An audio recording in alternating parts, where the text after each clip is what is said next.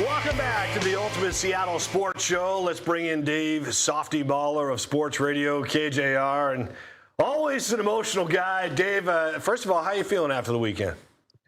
I was feeling great until I saw you two dorks wearing the same stuff on TV. I'm trying to figure out, is this like, blue-collared shirt, khaki pants Monday? What's going on here? I didn't get the memo, man. I was embarrassed when I walked into work today. I'm like I said, Chris and I never dress alike. This is ridiculous. Softy, I've seen you and Dick Fane with the same outfits on several times. No, you've seen Dick Fane wearing the same outfit as me. That's what you've seen. You've never seen me wearing the same outfit as Dick Fane, but all of us are wearing blue here. It's like we planned this, for God's sakes. We have no originality whatsoever. This just shows me that we need to work on our communication just a little bit more. I miss the 80s for that reason. Nobody ever wore the same outfit in the 80s. You had, neon on. Yeah. Somebody was wearing, Guys, listen, I'm 52. I don't really care what I look like anymore. As long as it's comfortable, I could give a rat's ass what I look like. All right? I would wear a garbage bag if it was comfortable, Paul. You're looking good, man. Listen, I can't believe you're 52, first of all. I mean, you look great, man. Yeah, the work you've done over the years, outstanding. Stop it. Stop it. I'll be 53. I'll be 53 in August. I started working at KJR when I was 20. Chris, how old were you when you started working at King 5? Because you've been there for a long time, too. I know that. Oh, I got to subtract. Yeah, you're having me do math live on the air. I mean, it's been a while. I'm 26 years now at King 5. Gotcha. I was going to say, because you look terrible. Paul looks great, but you look awful. So that's what you're shooting for. That guy sitting on your left is what you're shooting for. My wife has me using a lot of moisturizers at night. I'm trying to get it back, Softy. I get it. All right, listen, let's get much as I'd love to continue this chatter. Why not? I got to ask you about the draft, man. What was your take on the Seahawks performance? I mean, I loved it. I mean, I just, first of all, I got a hard time understanding why any, podcaster or analyst insider would even remotely bother criticizing John Schneider for anything on draft day. I mean, there's a pretty good chance you're going to end up looking stupid if you criticize John Schneider, right, for what happens on draft day. So that's number one. But, guys, number two, look, let's just keep this simple, right? I mean, that guy you're showing right there, Jadarian Price, they had a massive, massive need at running back.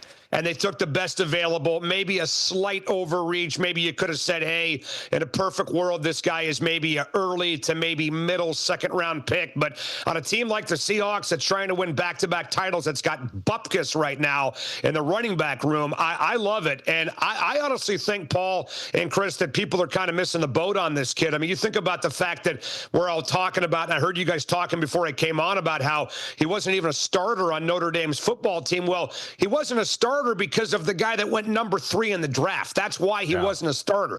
And typically when you have a running back like Jeremiah Love, who just went number 3 overall to Arizona, which, by the way, I think is a phenomenal pick by the Cardinals. Great pick by Arizona, grabbing that guy. That guy's normally going to be a workhorse, right? You look up his college stats and you see 250, 300 carries for that guy if he's going to be number 3.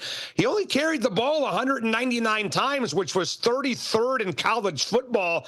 And the reason why he did not carry the ball more is because of that guy right there, Jadarian Price. So I think on any other team in college football, if not for playing guys with the number 3 pick in the NFL draft, this guy's probably getting 250 plus, and he's probably maybe a mid to later first-round draft pick. Okay, Softy, more on the Seahawks picks in a second, but I love you because I love your love for Seattle sports teams and your hate for teams that we have to play like the Oregon Ducks and the Rams. How happy were you when the Rams went with a quarterback and to see that look on Sean McVay's face? Well, here's the thing about it. I'd love to tell you I was excited. I'd love to tell you that I think Les Snead is going rogue and going behind Sean McVay's back, but I don't buy any of that at all. As a matter of fact, man, I would love to just clown on the Rams, to be honest with you, on this show. But they've been targeting Ty Simpson since December.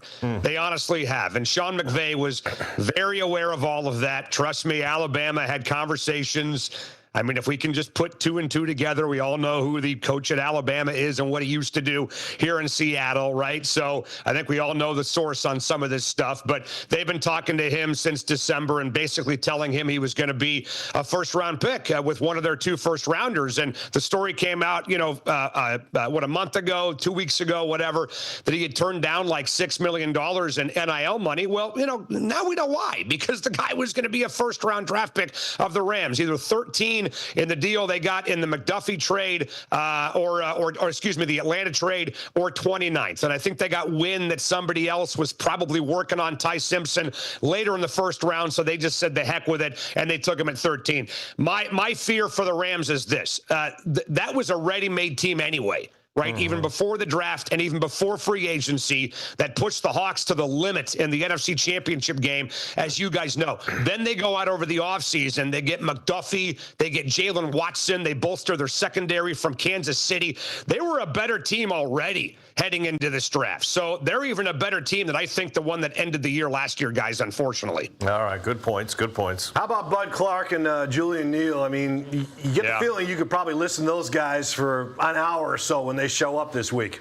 Yeah, I think Bud Clark and Julian Neal and Jadarian Price are going to be replacing us, by the way, on this show when their careers are done. But, that guy right there, he's 188 pounds. He's a little skinny for a starting safety in the NFL. But as Hugh Millen pointed out over the weekend, he's probably, in theory, the replacement for Kobe Bryant, right? Or the guy that's going to get the first shot to replace Kobe Bryant when training camp starts in July and August. And another need. I mean, they're just drafting players for needs. And as I told you guys last Monday, Paul and Chris, look, I'm not the expert when it comes to evaluating draft talent. I don't have the bandwidth to sit there and break down film. My ADD precludes me from watching tape for that long, so I'm just out. That's not my job. But the theory, hey, we need a starting corner to replace Reek Woolen. We need a safety to replace Kobe Bryant. We need a running back to replace Kenny Walker.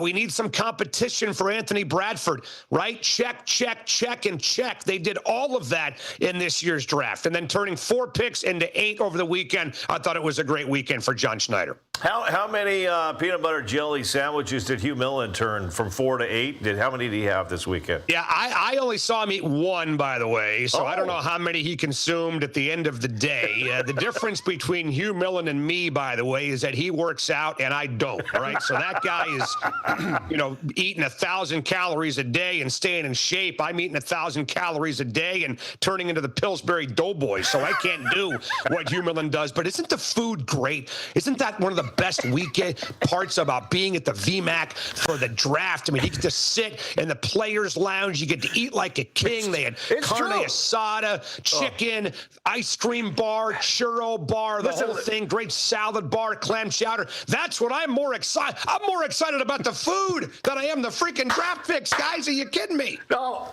it's true. Our sports photographer, Tate Miller, Chris and I were out there on the day one, so Thursday, and he says, why don't you guys stick around? We were there for 10 a.m. for the show. He wanted us to stick around at 4 so we could dine with him in the players' cafeteria. It's like, the food's good, but it's not that good. It's listen, I would disagree, Paul. I think it's outstanding. You're going to stick around for 6 hours so you can eat. Yes.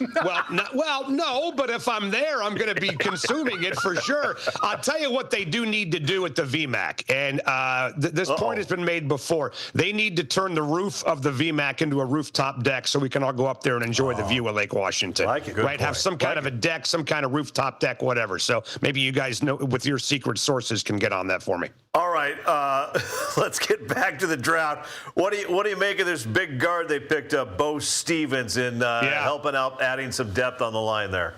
I talked to one of my buddies that does radio in Iowa, and you'll love this because he used the line that Jim Mora got in trouble for. It's funny when you're 5-11, there's certain things you can't say versus when you're 14-3. Remember when he said he was looking for dirtbags on the offensive line? Remember that back in the day with Coach Mora? This guy was described just like that by a buddy of mine in Iowa. He's a dirtbag. He's a farm boy. He's a road grader. He's everything you want in guard. Problem is, I don't know how much right guard he's played, right? And you presume, he's not going to to be pushing Gray Zabel, for God's sakes, right? So you presume this is competition for Anthony Bradford. And that's just what I love. Again, the theory of grabbing a guy that can maybe give Anthony Bradford a little bit of a push at right guard, and if not, replace him, make him a better player. I actually thought Bradford played a lot better as the year went on. Don't know if you guys saw that or not, but I saw a guy that improved in the final maybe month and a half of the year when all this talk started about kicking him to the curb. He all of a sudden woke up and started playing better football. Imagine that. So I think the idea of grabbing a guy to push him is freaking awesome. All right, listen, Softy, I know that you watched John and Mike throughout the weekend coming out after they made their picks. They sit down together as one, and they speak about their picks. Now, I noticed something when they stepped up to the desk on Saturday. Yeah, he's taking shots at us, Paul. Yeah, take a look at these guys. They look like they work at the auto shop. I mean, I'm Mike, and I'm John, and these are our patches. And it's like, they look like a couple auto mechanics.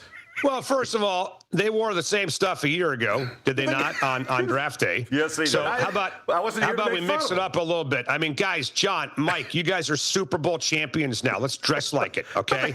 Can't be walking around like bums anymore. Shirts, though. Blue-collar guys, that's what blue-collar workers do. They go out there and they work hard. I feel like I'm going to pull into the garage, and they're going to come running out like at Les Schwab to greet me.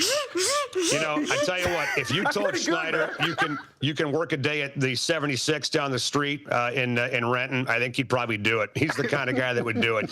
He does look like the kind of guy that you pull up and the ding ding and the full service. He comes running out, takes care of your car, washes your windshield for you, checks your air pressure and your tires, all that stuff. Anything else I can get you, whatever. I mean, look at the guy. He just looks like a freaking everyday slob like the rest of us. That's what I love about John, right? That's what you love about John Schneider. He's an everyday guy. Yep. Like, I mean, mind's eye, outside of like an auction that he's done, for his foundation or whatever, or maybe even like a game. He's not a suit and tie kind of guy. He's a regular schmuck like the rest of us, and that's what we love about him. Can you say schmuck on this show, by the way? I think you can, Dave. At least you just did. I am surprised, guys, that he didn't take advantage of getting a big sponsor deal with a deodorant company after what we saw. He sweats. He's a sweater. No question about it, man. But it just goes to show you how hard he's working. The more sweat, the more work. It's proven. Good point. Good point. All right, again, it's all in fun. John and Mike, we're just having some fun because I know we need you guys. Do you to be think nice there's to a us chance he's actually watching this show? By the way, is that what you're saying? It's going to get back to him. It's going to get back to him somehow, some way. The auto mechanics are going to hear from. Well, this if it does get back to John, it was Paul that called him a slob, not me. Okay.